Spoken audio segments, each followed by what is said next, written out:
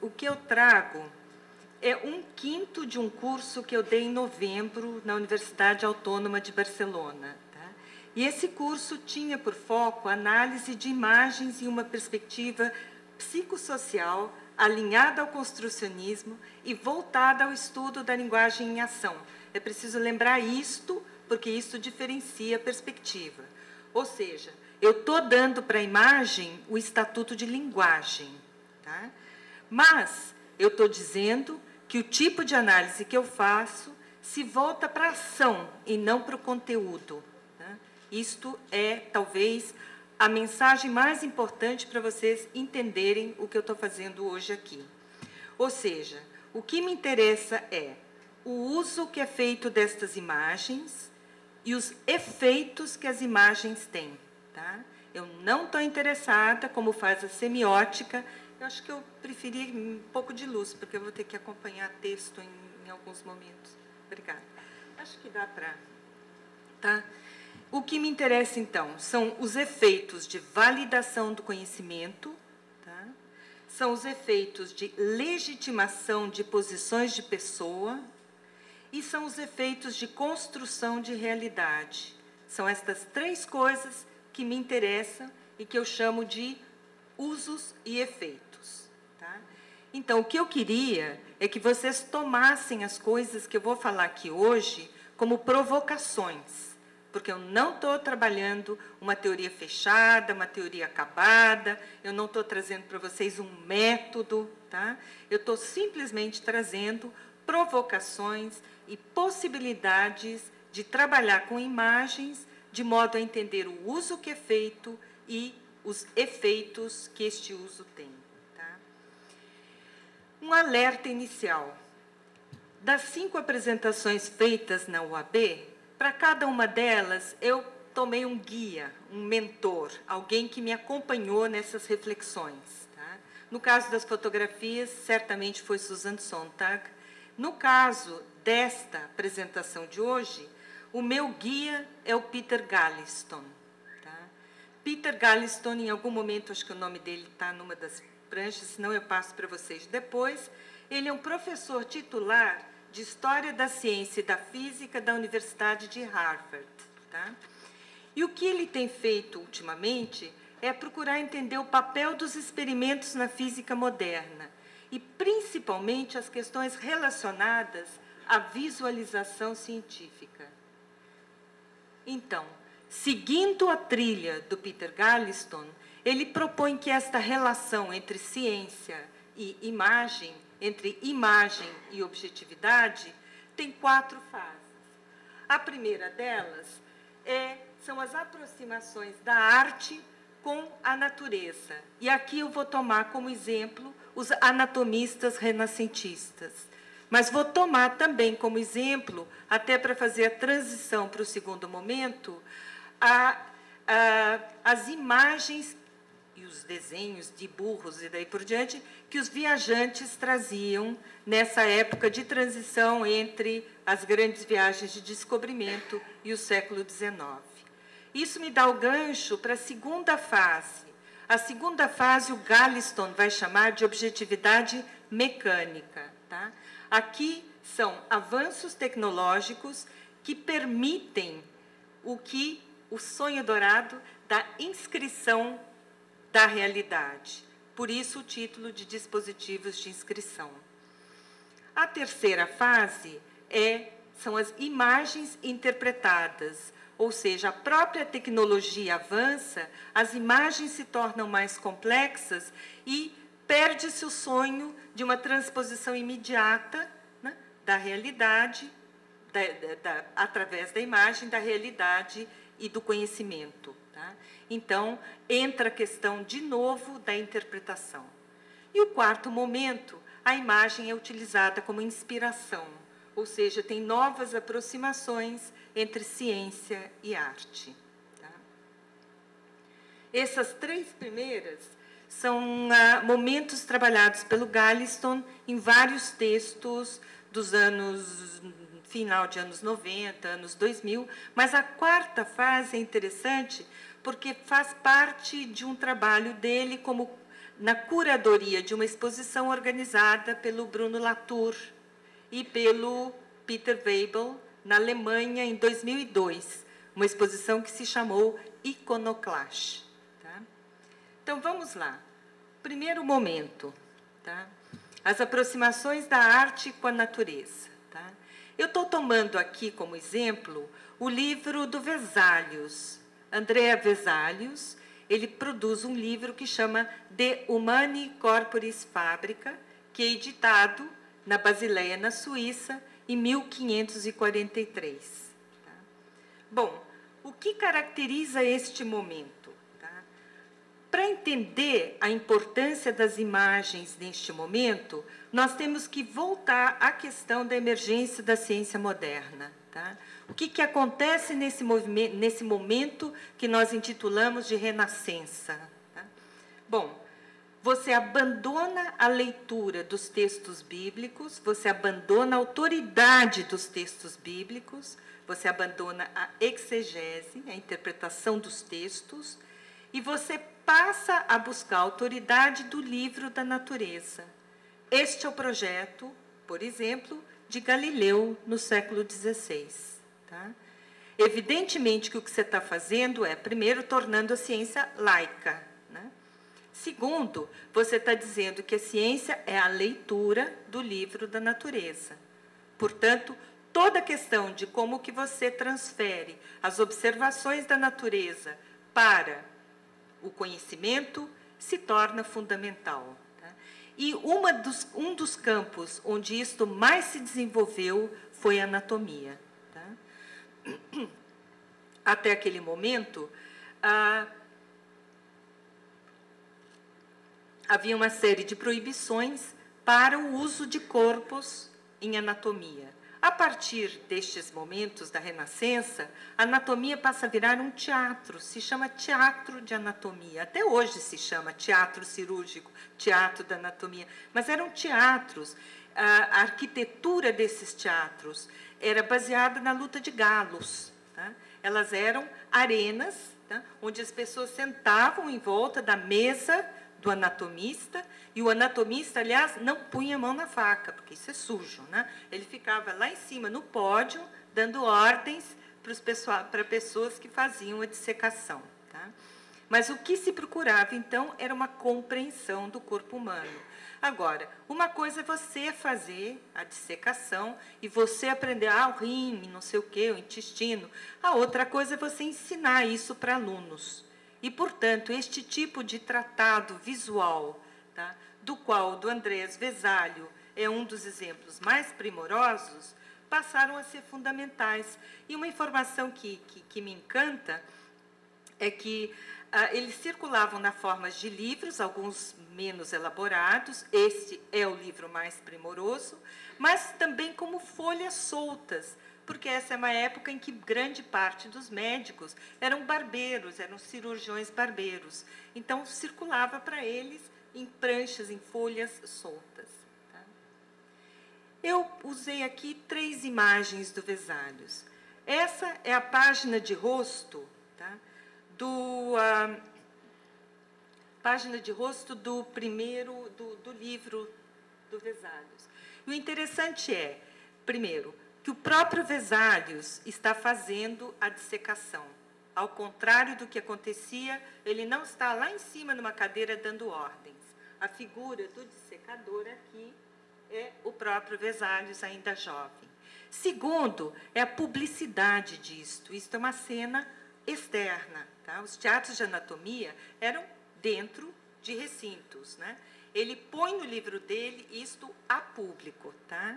O que eu estou falando para vocês de efeitos de imagens é que você entende a proposta do livro, você entende a proposta do Vesalius a partir dessa primeira página. Tá? Bom, a beleza desse livro tem várias coisas encantadoras. Né? Primeiro, Vesalius punha a mão na massa. Existiram livros de anatomia antes do dele, mas eram de pessoas que desenhavam o que tinham visto em algum outro momento. Tá? Vesalius não, ele desenhava a partir do que ele via naquele momento. E como ele deve ter tido algumas competências artísticas, mas certamente não foi ele que fez os desenhos. Corre aí uma lenda que foi Titiano. Se não foi Titiano, foi algum outro grande desenhista, pintor da época. Mas mais que isso, Vesalius, ele fez uma parceria com o melhor editor que existia na Europa naquele momento. Tá? Então, é esta parceria, né, do dissecador, que diz, eu quero que você desenhe esta parte para eu mostrar como é que é o músculo, né, do produtor de livros, né, onde o Vesalius viajava para Basileia, para a Suíça, com frequência para dizer, não é bem assim, tá? Eu queria que você fizesse desta maneira, né? E um pintor fantástico, um artista fantástico, seguindo o que o Vesalius pedia, tá? E escolhi ainda mais duas imagens. Esta, acho que uma informação importante para vocês é que este livro foi a base do ensino de anatomia durante muito tempo. Tá? E até hoje é considerado que as estruturas que Vesalius desenhou eram estruturas que correspondem ao que hoje se chama estrutura XYZ. Tá? Então, este é a gravura 24, primeira gravura dos músculos, que mostra a disposição superficial dos músculos para uso de médicos, mas também para uso de escultores, artistas, pintores da época. Tá? Então, tinha dupla função, e vocês veem que essa imbricação que eu estou falando, né, de ciência, imagem e arte, se faz muito presente. A anatomia era fundamental também para os pintores da época, para os escultores da época. Tá? E escolhi uma outra que ilustra a teoria fisiológica corrente da época a respeito dos órgãos femininos. E essa eu escolhi porque Vesalius tem uma outra grande importância. Ele foi um dos primeiros a quebrar uma tradição existente há muito tempo, que era a tradição de Galeno a respeito dos órgãos sexuais. E aqui vocês vão me permitir, porque é mais fácil eu ler do que improvisar, um pequeno pedaço que descreve o que era a teoria de Galeno. Tá?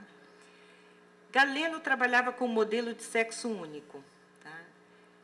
Esse médico famoso da antiguidade nos leva em seus escritos a uma viagem exploratória dos sexos, que permite visualizar claramente a verdade intrínseca do sexo único.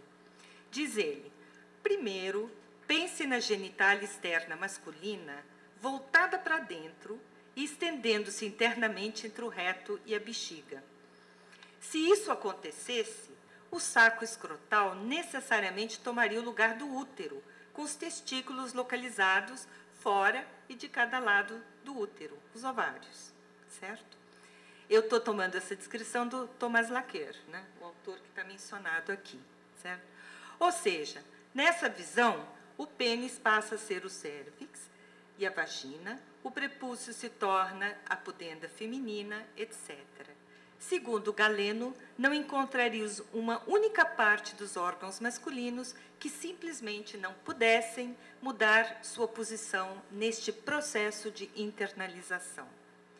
E evidenciando o conteúdo ideológico desta construção, numa situação muito divulgada, Galeno compara os órgãos genitais femininos aos olhos de uma topeira. Ele vai dizer o seguinte, os olhos da topeira têm a mesma estrutura que os olhos de outros animais, só que não permitem a visão. Eles não abrem, não se projetam, são imperfeitos. O mesmo ocorre com a genitália feminina.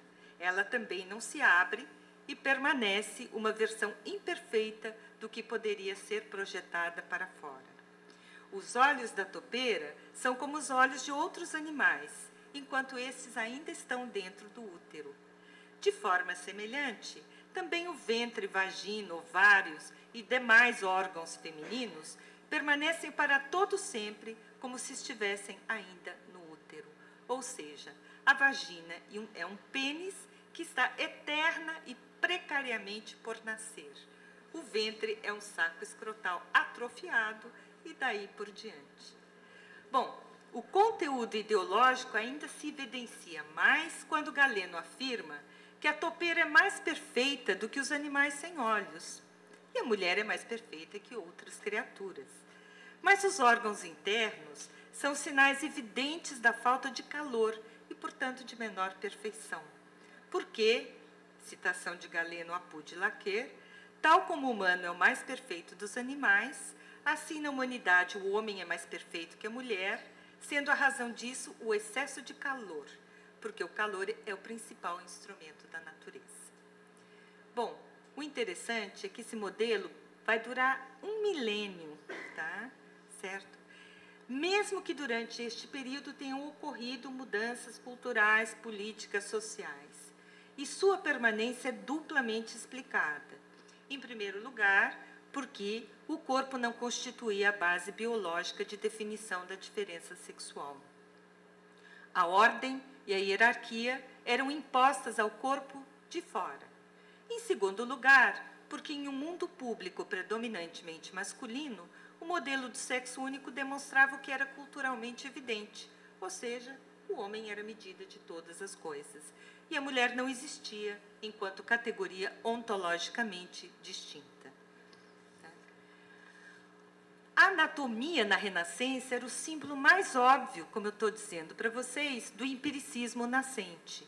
O que antes havia sido escondido, praticado só ocasionalmente e silenciosamente, tornava-se agora um produto para consumo público.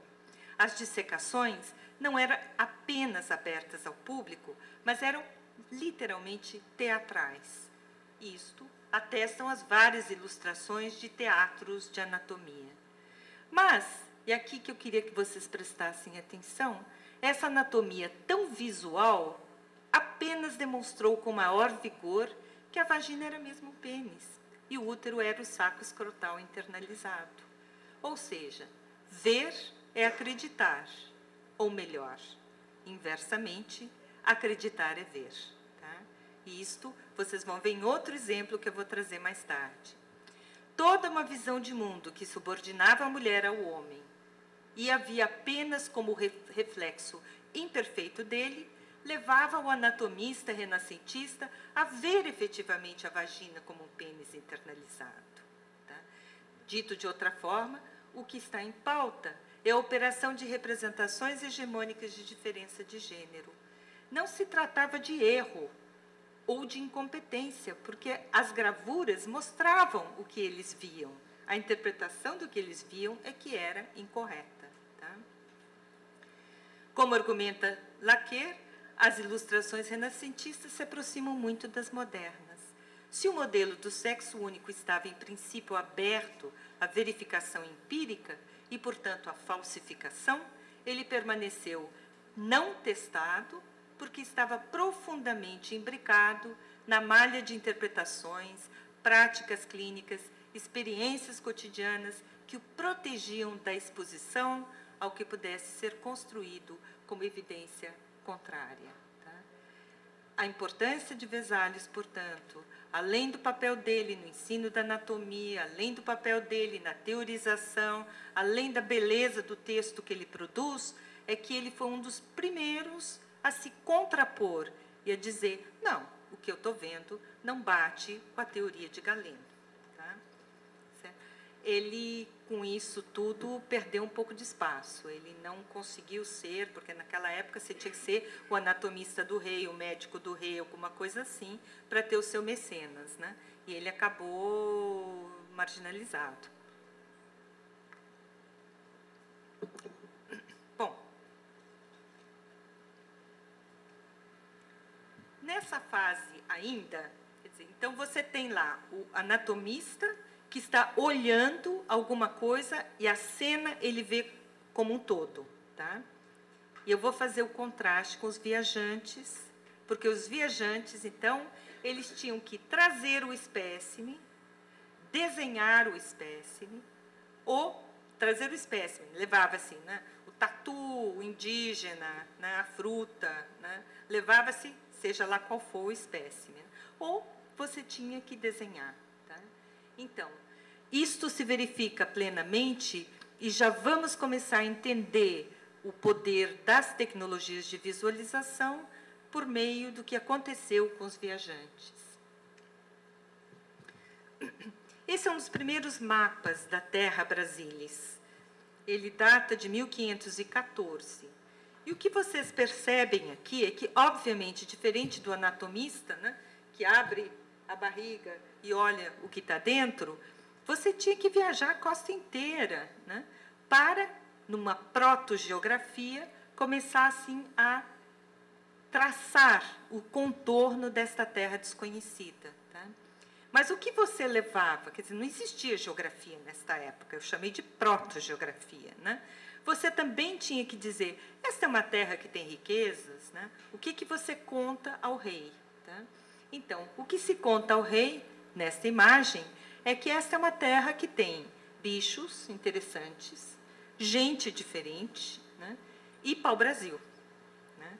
Então, a importância do pau-brasil vem destas primeiras imagens que são levadas para a Europa. Não temos fotografia, ou seja, toda viagem marítima tinha que contar com o apoio de alguém que pudesse desenhar o que se via. Tá? Bom, estamos lá, século XVI. Na medida em que as pessoas começam a adentrar o território, então mais detalhes você consegue. Os mapas vão se tornando, também a própria tecnologia de representação vai modificando, mas é impressionante porque esses mapas são do começo do século XIX e já são mapas extremamente detalhados. Né? Eu estava acompanhando um livro que vai ser lançado recentemente sobre a abertura do território brasileiro, né? E, por exemplo, uma coisa que eu não sabia é que uma bandeira tinha de 2.500 a 3.000 pessoas, né, na expedição. Tá? Era uma mega expedição. E aí você entende, quer dizer, para alguém poder desenhar esses detalhes todos, você tem que ter uma massa humana andando por esses caminhos. Tá? Mas contrasta, quer dizer, isso é feito 1800 e pouco, então isso é feito com base na visão. Né? Contrasta o que acontece quando você dispõe, né, de imagens de satélite. Tá? Então, o detalhamento é outro, né? A facilidade de fazer essas imagens é outra. Provavelmente, aqueles mapas anteriores eram expedições que duravam 2, 3, 4, 5 anos, né, para voltar com estes resultados. 5 mais, sei lá. Né? Isso aqui é uma coisa imediata. Né? Mas não só a Terra, não só a geografia da Terra tinha que ser imageticamente transportada. Você tinha que transportar também imagens da natureza, caracterizar a flora, caracterizar a fauna. Tá? Essa é uma aquarela, cortou o nome do coitado, que eu não vou conseguir ver aqui também. Thomas qualquer coisa, belíssima, não tem dúvida, mas, mais uma vez, vocês imaginam que ele não tem acesso a tecnologia nenhuma. Então, ele vai, senta, né, desenha, ele pode colorir em casa, mas, minimamente, a primeira representação é feita com base no contato direto, na leitura direta do livro da natureza. Tá? Aqui, mais uma vez, o contraste, porque eu estou querendo fazer essa transição para o segundo momento. Né? Então, tem uma gravura da Mata Atlântica, né? Belíssima também, aí é do von Martius, né? E o córrego do mesmo local, porque isso é um livro sobre os caminhos do ouro no Brasil, então em Minas Gerais, né? E um córrego, uma fotografia de José Israel Abrantes. Tá? Então, vocês veem, já começam a ver que, num primeiro momento, era a interpretação do olhar por meio do desenho. Tá? Já adentrando a parte mais tecnológica, o que nós temos é uma entrada no segundo momento, que se chama a objetividade mecânica. Antes disto, acho que eu queria pontuar algumas coisas para vocês, porque, obviamente, a objetividade mecânica tem muito a ver com todos os aparatos tecnológicos, dos quais, como vocês viram, a fotografia é fundamental, tá? E a gente esquece que a fotografia é uma tecnologia relativamente recente. Quer dizer, por muitos séculos, esta transposição do que o olhar via para o registro era feita por meio de desenhos, pinturas e daí por diante, né? Com a fotografia, isto muda bastante. Fotografia. 1817 é a primeira experiência com imagens em cloreto de prata sobre papel, do Niepce. 1839, estamos chegando em meados do século XIX, é o daguerrotipo. É um processo que vai conduzir depois à fotogravura. 1841, o Talbot lança o calótipo, que é um processo de fixação e reprodução que leva à fotografia moderna. Em 1871, gente, então estamos assim no final do século XIX, o Maddox fabrica as primeiras placas secas com gelatina, substituindo o colódio. Tá? E aqui um pouco de outras coisas. Quando eu dei essa aula, essa e as outras aulas, na Universidade Autônoma de Barcelona, eu descobri vários colegas que estavam encantados e procurando também trabalhar com imagens. E eu ganhei de um deles, aliás, de um amigo nosso, da área de representações, um arquivo digital das propagandas da Kodak do final do século XIX e começo do século XX. Tá? E elas são maravilhosas, não só porque o arquivo é maravilhoso, mas também por causa das mensagens. A mensagem era sempre assim, leve uma Kodak. Tá? E a coisa impressionante é que a Kodak é lançada como um aparelho simples que as mulheres também podiam usar e as crianças. Então, o encorajamento era, não é só para homem, não. Mulher, criança, né? Leve uma Kodak. Onde você for, leve uma Kodak. E tem algumas imagens, eu não lembrei de incluir isso, ainda bem, porque o arquivo já está pesado, né?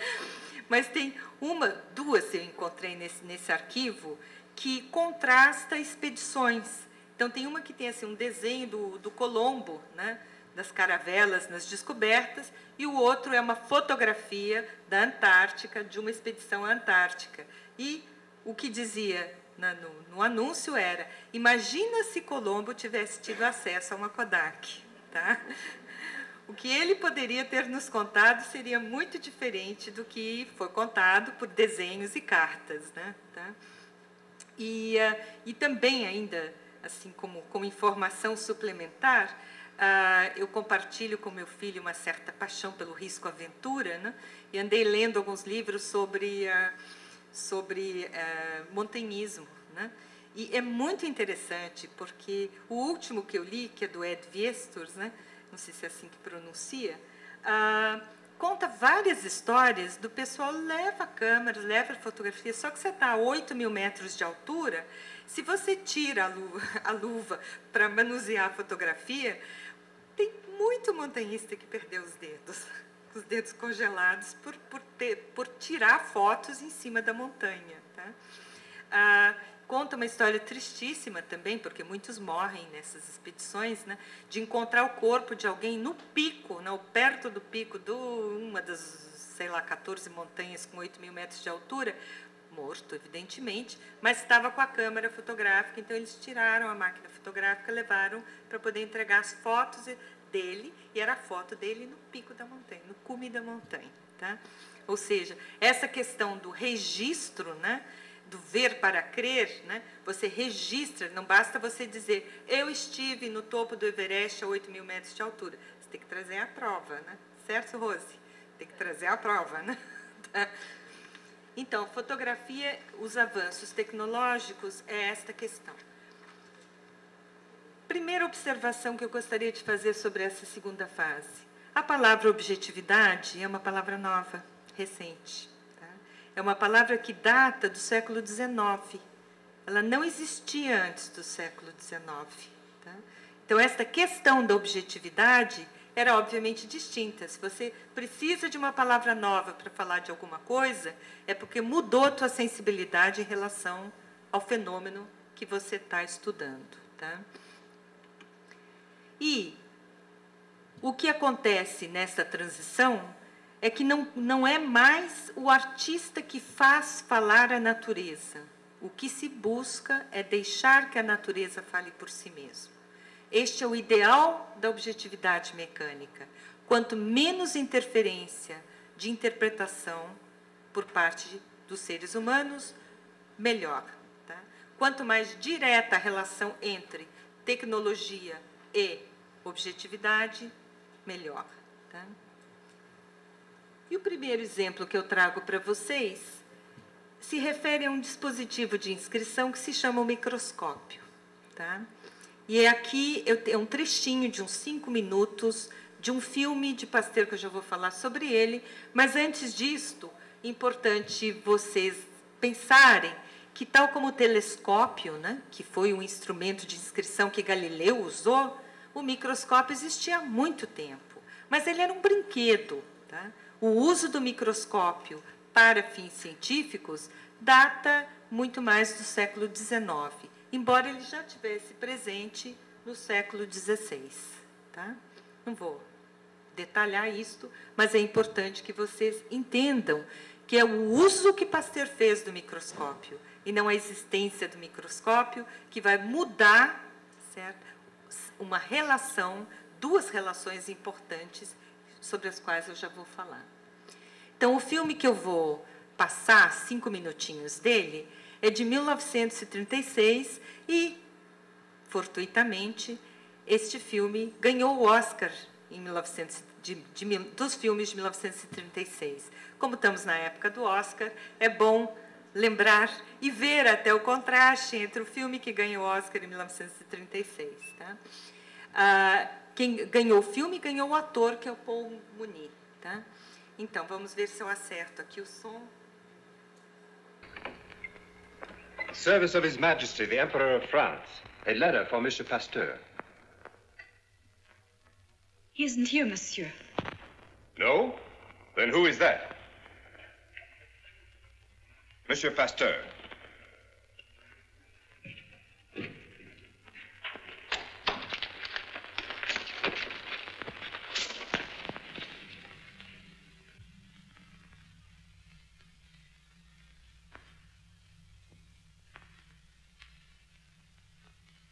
The Emperor. If I could only convince him.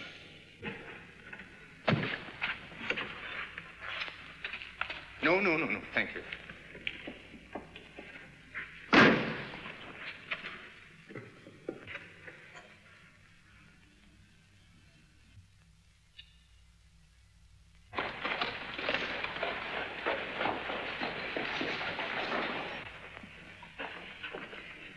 Now, Annette, we must hurry and get the surprise ready. Can I help? We'll all help, darling.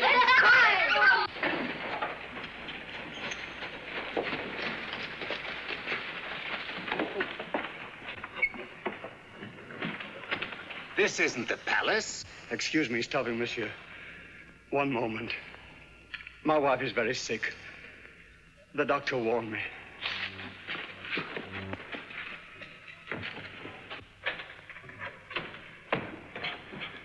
Louise!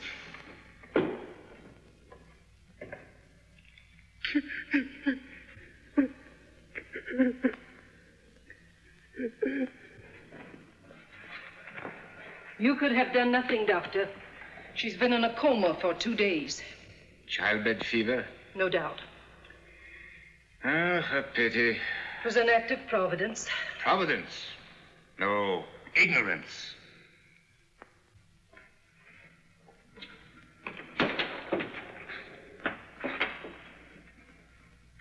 You are going to another confinement? Yes, monsieur. The young Countess de Villefort for Dr. Charbonnet. Please use a clean one.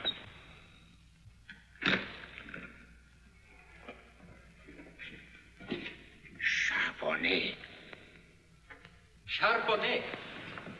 Your Majesty, I have a surprise for you. Who do you think is here? I am most curious, Your Majesty. Who? Pasteur. Pasteur? Here at the palace? Yes. I sent for him. The Emperor has never seen a germ. He's very skeptical. If he will honor me by looking at these slides... Monsieur Pasteur, you are wanted.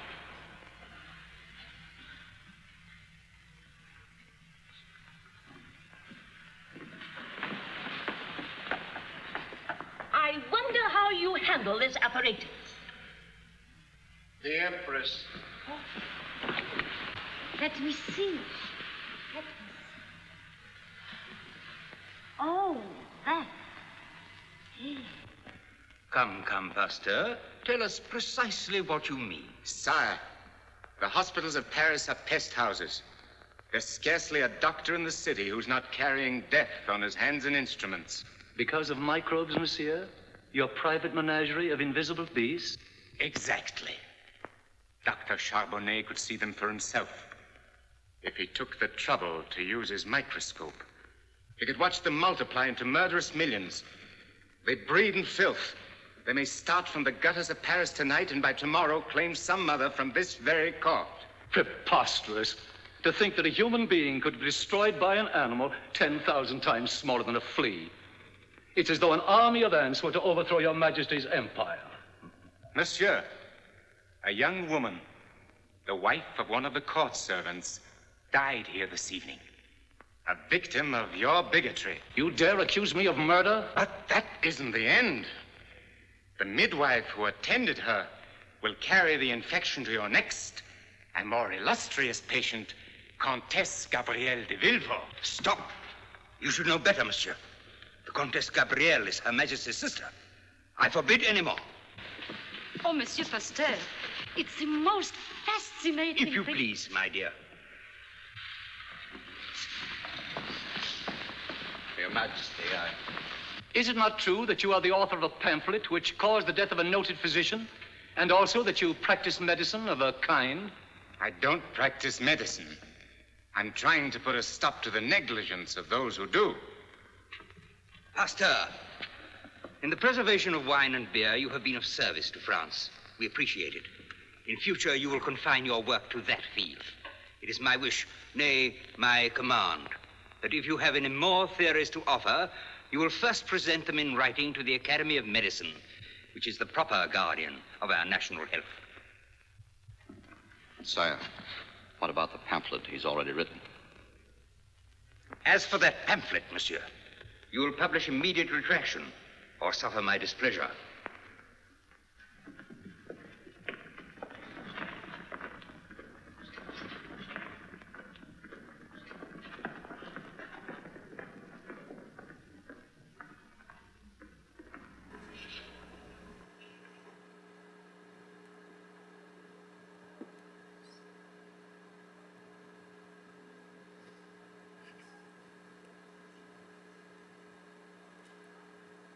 É um trechinho pequeno do filme. O filme é fascinante, né? Porque é a imagem que Hollywood fazia da ciência em 1936. Né? O Pasteur é apresentado como um grande herói.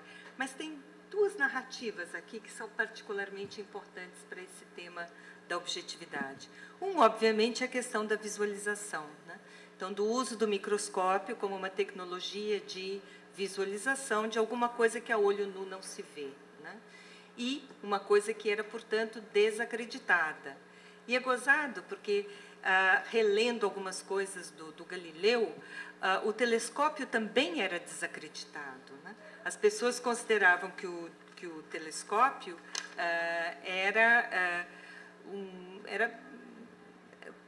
podia criar ilusões. Era, portanto, uma arma do diabo. Tá?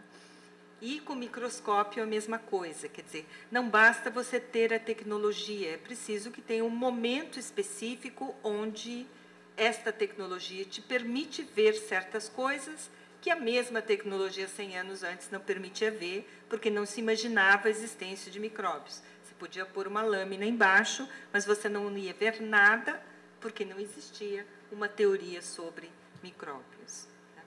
E o segundo tema, a segunda narrativa, é uma que sempre me fascina, que é o começo da introdução da asepsia na medicina.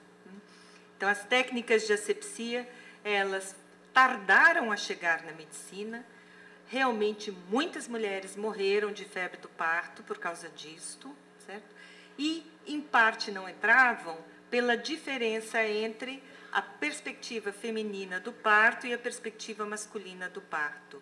A perspectiva masculina, ela era mais intervencionista, mais tecnológica, e, além do mais, os médicos vinham das classes mais altas e eram cavalheiros, e, portanto, cavalheiros não têm mãos sujas, e se alguém diz que você tem que lavar a mão antes de fazer o parto, é uma ofensa, certo? Que a sua roupa está suja e contaminada, imagina, né? Então, muita gente tem histórias fascinantes a esse respeito, como a história de Samuel Weiss. E Samuel Weiss é um médico que acabou num hospício, ele acabou por várias razões, provavelmente não essa necessariamente, mas ele implantou sistemáticas de asepsia nos hospitais na Áustria, que reduziram a morte materna tremendamente, e, no entanto, ele nunca foi capaz de escrever a este respeito ou de demonstrar, de ter provas visuais, né, inscrições daquilo a respeito do qual ele estava falando. Tá? Então, foi necessário que uma outra leva de médicos, Lister, Pasteur não era médico, era farmacêutico, né, entrassem no pedaço. Tá?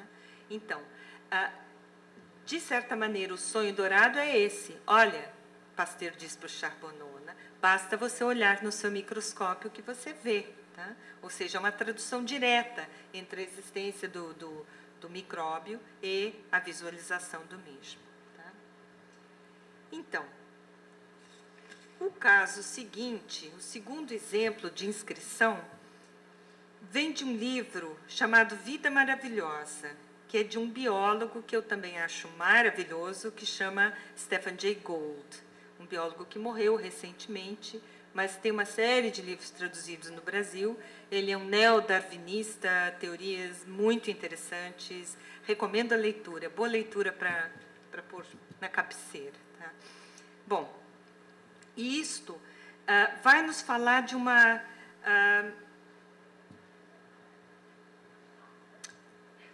outro aspecto desta transição sobre a qual eu estava falando, mas já transicionando para o terceiro momento, que é onde a necessidade da interpretação começa a ser vista como necessária novamente.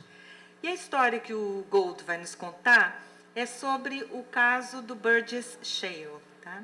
O Burgess Shale fica nas montanhas rochosas canadenses, perto da British Columbia, e é de particular importância porque preservou em detalhe fósseis da era da explosão cambriana, ocorrida 570 milhões de anos atrás.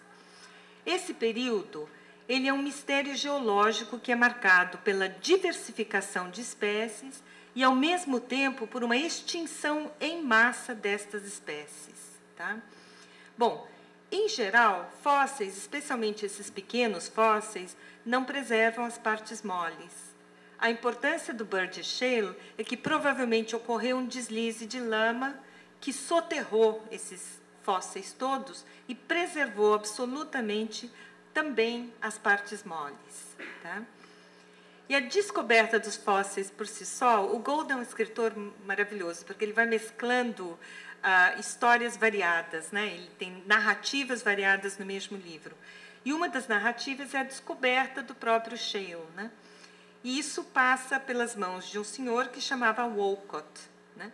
Que era um paleontologista bastante famoso nos Estados Unidos e que gostava de passar as férias na British Columbia, nessas montanhas rochosas, nessa parte onde fica o Shale, né? E ele, a família toda. Então, quando ele estava lá, ele aproveitava e recolhia os fósseis que fossem. E um dia, já retornando, né, dos acampamentos que eles faziam, a mula em que viajava a senhora Walcott escorregou.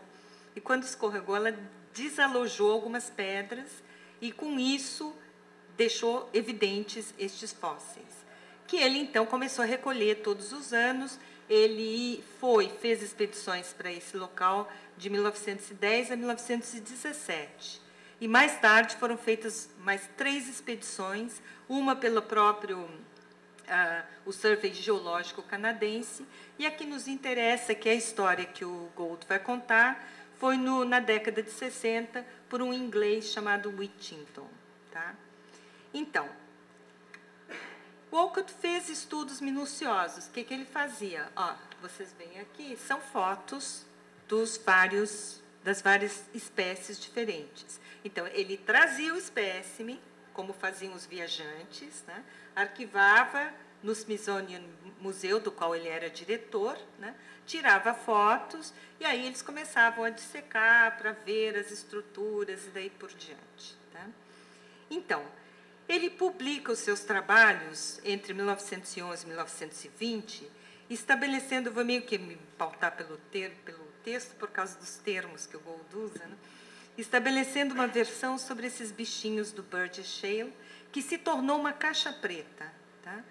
Por quê? O Walcott era um paleontologista de renome, ele tinha uma posição muito importante no Smithsonian Museu, ele tinha acesso a verbas, então o que ele dizia, o que ele publicava, acabava sendo caixa preta. Tá? Esta é a teoria. Tum, fecha a caixa e ponto final. Tá?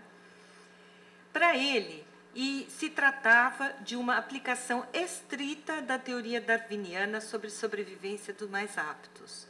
E assim, a diversidade que ele via, ele considerou como testes, como precursores de outras tantas espécies.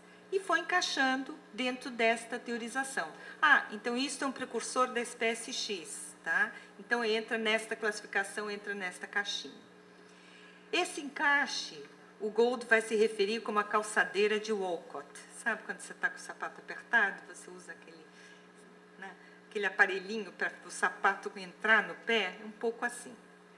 Bom, alguns dos contemporâneos de Walcott haviam levantado dúvidas a respeito desta interpretação. Tá? Mas Walcott estava super ocupado, tem um trecho belíssimo do Gould, que eu me identifiquei profundamente, que é sobre como as funções administrativas acabam... O Jefferson está rindo também. Acabam desviando, né, pesquisadores brilhantes de suas tarefas de pesquisa. Né? Olha, só por isso vale a pena ler esse livro. Né? Ele está traduzido, chama Vida Maravilhosa, assim, tem várias páginas onde ele conta quais eram as funções administrativas do Walcott, e eu realmente fiquei muito sensibilizada, confesso. Tá? Então, ele foi deixando para rever estas dúvidas levantadas pelos colegas para uma ocasião onde ele não tivesse uma sobrecarga administrativa tão grande.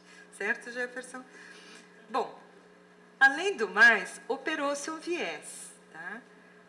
Por exemplo, tem um bichinho que chama opabinia, tá? Que ele classificou como um artrópode. Ele sabia que essa espécie era um artrópode. Tá? E, portanto, ele sabia, quer dizer, tal como os anatomistas renascentistas sabiam, né, que os órgãos femininos eram órgãos masculinos internalizados, ele sabia, tá, que este era um artrópode. E, portanto, ele buscou explicações para o fato de que não havia antenas, não havia sinais de antenas nesse bichinho. Então, ele dizia, bom, elas foram quebradas durante o deslizamento da lama, ou então elas eram tão piquititicas que elas estavam escondidas dentro da cabeça. Mas ele desprezou a terceira hipótese, de que não existia. Tá? E se não existia, não era um artrópode. Isto ele não considerou. Segundo Gould, a história da abertura dessa caixa preta e a revisão da explicação sobre o que ocorreu nessa época é um drama, isso é a expressão do Gould, é um drama intelectual intenso, que envolveu o Whittington e dois dos seus doutorandos. E aqui, mais uma vez, ele faz uma pausa para explicar como é que era o sistema de tutoria inglesa, que também é muito interessante, porque, para vocês que estão defendendo agora, é muito diferente. Né? Cada um faz o que quer, não tem tutoria, coisa alguma, né? Ponto final. Mas, em todo caso, os três trabalharam nisso, era a tese de doutorado do Simon e do Derrick, né? E o interessante é, assim, que, frequentemente, as revisões de teorias que já estão legitimadas ou envolvem a descoberta de novos espécimes ou o desenvolvimento de novas tecnologias que permitem ver outras coisas, tá, que as tecnologias anteriores não permitiam. E não foi nada disso que aconteceu. Muito pelo contrário. O Whittington usou fotografia. Tá? O Whittington não, o Wolcott. Né? O Whittington foi usar uma técnica que chama câmera lúcida. Câmera lúcida desenvolvida antes da fotografia. Ela data de 1807. E é um conjunto de espelhos que projetam a imagem em uma superfície plana e possibilita simultaneamente ver o espécime e desenhá-lo numa folha plana de papel. Tá? Agora, a grande vantagem disso é que a fotografia original era em 2 dimensões. E, com isso, ele consegue ver esses espécimes em 3 dimensões. E daí, reproduzi-los e, de novo, vejam como a história dá voltas. Né?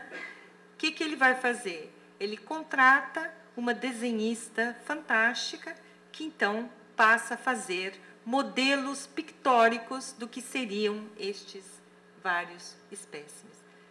Desenhos desse tipo. Tá? Temos a volta, certo? Quer dizer, a tecnologia está aí, né? Mas a tecnologia ela já não faz este milagre, né, da transposição exata daquilo que se vê para a tela. Tá? Estamos aproximando mais para o fim agora. Chegamos, então, na fase das imagens interpretadas. Ainda aqui guiada pelas mãos de Galliston. Tá? Que deslocamento é esse? O próprio desenvolvimento tecnológico passa a exigir que você faça leituras especializadas de uma maçaroca de informação. Tá? Ou seja, você tem que aprender a ler. Você tem que se tornar um especialista na leitura das imagens. E eu acho que nada melhor para ilustrar isto do que o ultrassom na gravidez. Aí esse especial para Chile. Certo? Bom, se vocês conversam com mulheres que foram fazer o seu primeiro ultrassom na sua primeira gravidez, e se diz, e você conseguiu ver? Eu falo, não, eu não tive coragem de dizer para o médico, tá? Eu fiquei inibida. Então, eu levei para outro... Isso foi o caso que recentemente me contaram. Então, eu fui para casa, levei o vídeo, pus o vídeo, vi outra vez, mostrei para meu marido, vimos de novo, chamamos não sei o quê, e, eventualmente, eu comecei a ver, né? Certo? Ou seja, não é... Para o médico, assim, está vindo o feijãozinho ali, né? E se diz, Mas é evidente que no decorrer da gravidez você vai aprendendo a ler essas imagens, tá? Ou seja, é um pouco este processo de imagens que se tornam extremamente complicadas, tá? Então, o que acontece é o seguinte: este avanço tecnológico faz com que as imagens utilizadas na ciência cedam mais uma vez ao julgamento, ou, como diz Galliston, cedam à habilidade humana de observar padrões. É isto. Ou seja, a nossa habilidade de classificar. Agora, lembrem o seguinte: classificações são decisões ativas. Tá? Nada tem a ver com aquela passividade da objetividade mecânica, onde chegava a imagem e a imagem era a realidade. Tá?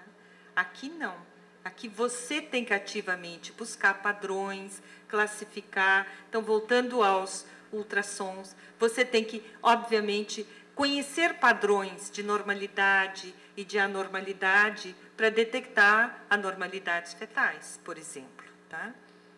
Então, volta a questão dos padrões e das classificações. Tá? Então, não se trata mais do intérprete genial, mas se trata do leitor experiente. O especialista ancora o seu conhecimento em experiência supervisionada e não mais no acesso direto à realidade. Tá? É literalmente um aprender a ler as imagens.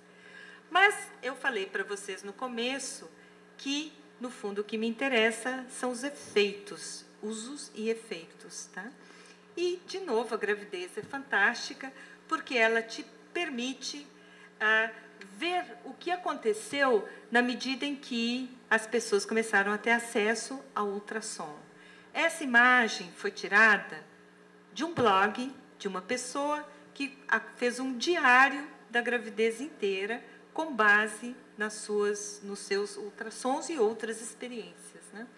Bonitinho, tem foto de quando comprou o primeiro berço, foto de quando não sei quem enviou parabéns, tem, né?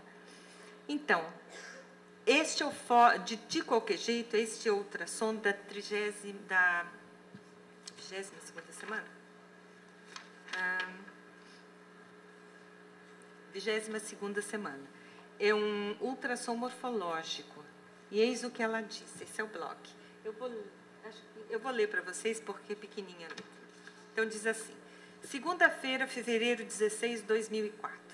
Dia 12/2, fiz o ultrassom morfológico. Nossa, foi interessante, demorado, detalhado, tudo foi visto, medido, checado. Osso por osso do corpinho do meu lindo foi examinado. Vi todos os órgãos internos do neném, desde intestinos, fígado, estômago, com a presença de líquidos, câmaras do coração. Levou mais de 1h30 o exame. Com a graça de Deus, em letras maiúsculas, justo e bom, 99% livre de qualquer síndrome. Contei os dedinhos dos 2 pés, das 2 mãos, vi a regularidade dos ossinhos dos braços, pernas, caixa torácica em tamanho normal, cabeça normal sem risco de hidrocefalia, lábios normais. Meu filho amado já tem 25 centímetros, está pesando 515 gramas, tem batimentos rítmicos de 150 batimentos por minuto, anatomia de aspecto normal, boa vitalidade no momento. Ah, como eu gosto desta parte. O cordão umbilical de bom calibre, com 2 artérias e uma veia. Longe do pescocinho, tudo corre perfeito para um parto normal. Infelizmente, eu não consegui encontrar o blog do nascimento, não estava lá, mas eu queria ver se era parto normal. Placenta de bom grau, com líquido amniótico em quantidade normal. Gestação de 22 semanas e tudo está correndo na perfeita harmonia com a natureza. Olhem e vejam a perfeição desse rostinho lindo.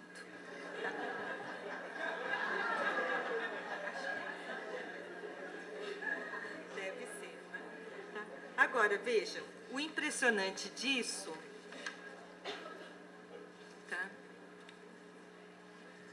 O impressionante disso, tem vários aspectos interessantes do uso da imagem, né? Primeiro, é uma imagem complexa que exige a leitura, que exige aprender a ler, tá? Este processo de aprendizagem em si já é fascinante, né? Segundo, esta imagem, o acesso a essas imagens transformou profundamente a experiência de gravidez, tá? Eu que sou mais velha, na minha época não tinha ultrassom, certo? Eu sabia o sexo do neném quando o neném nascia, né? Certo? Nós todos, a minha geração toda. Olha, menino, olha, são 2. Certo? Acontecia, né? Acontecia, né?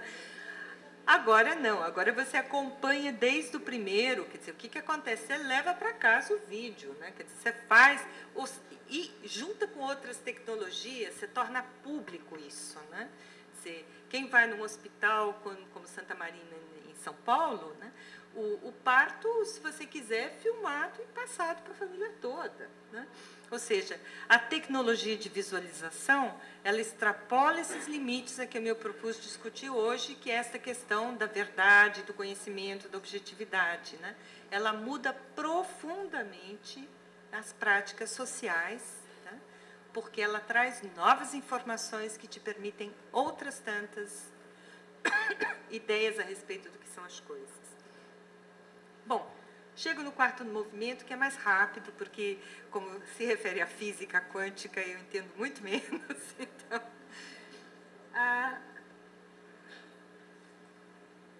nesse 4º movimento, a imagem pode ser vista como inspiração.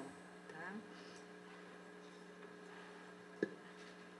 O Galliston participou da exposição Iconoclash, procurando levar ao público a mensagem que as guerras da imagem, porque Iconoclash era isso, era uma imagem sobre guerra das imagens, tá? na matemática e na física começam a ser suplantadas pelo compartilhamento de uma linguagem que é, em parte matemática, em parte visual, em parte física, material. Tá? E ele vai simplificar, primeiramente, essa guerra a partir da disputa sobre o uso de imagens na matemática, no início, desde o século XIX, que vai colocar, de um lado, aqueles que se especializaram em fazer modelos visuais para auxiliar a compreensão da matemática. E, do outro lado, aqueles que consideravam que imagens eram meras distrações, puros jogos de sedução do olhar. E vai abordar mais especificamente as imagens, tem imagens da matemática, mas as imagens mais bonitas da parte que ele foi o curador, se referem à intuição pictórica na física quântica. E aqui também há uma batalha muito grande. Por exemplo, um dos físicos, o Schrödinger, do começo do século passado, ele pedia imagens, ele demandava imagens, queria que seus alunos produzissem imagens. O Heisenberg bloqueava totalmente. Imagens são distrações. O Galliston vai dizer, então, que no âmago da física experimental há uma tensão fundamental, de um lado, a favor do desejo de imagens do micromundo, e, do outro lado, a esperança de encontrar refúgio na abstração matemática. Tá? Então, você tem, de um lado, quem se apoia nas imagens, e isso até hoje. Tá? E, do outro lado, aqueles que acham, como Galileu, eu trouxe um trechinho do Galileu, que é muito bonito, que diz assim, é do Ensaiador. Né?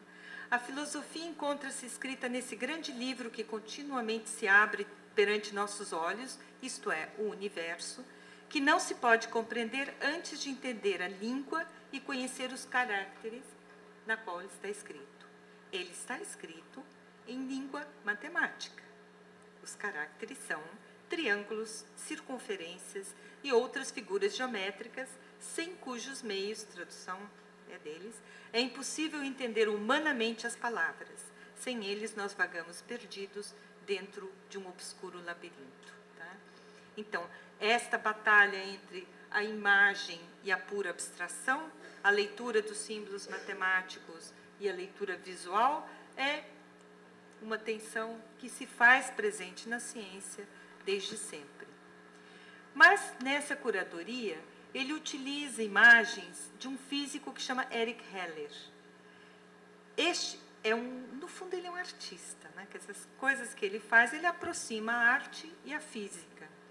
E o Heller vai apontar para possibilidades de rever esta relação entre imagem e ciência a partir de uma nova inserção, tá? A arte. Ou seja, não deixa de ser uma retomada ao tema com o qual eu iniciei essa fala. Mas não só, tá? Porque não é pura arte, não é dizer, olha que linda a imagem, deixa eu transformá-la em arte. Tá? Heller, a partir de técnicas de visualização da trajetória do movimento dos elétrons, vai sugerir novas relações entre a física clássica e a teoria do caos. Tá? E, já nas últimas slides, então eu vou apresentar algumas dessas imagens. Então, ele está imageticamente mostrando o movimento dos elétrons. Tá? Só que as imagens são tão lindas que eles põem em galeria de arte. Tá? E não só. O esforço imagético permite com que ele avance teoricamente. Veja coisas que ele não imaginava, como essa aproximação entre a física clássica e a física quântica. Esta é uma de 97, chama correspondência. É uma correspondência entre as ondas quânticas, em preto, e os movimentos clássicos, em vermelho.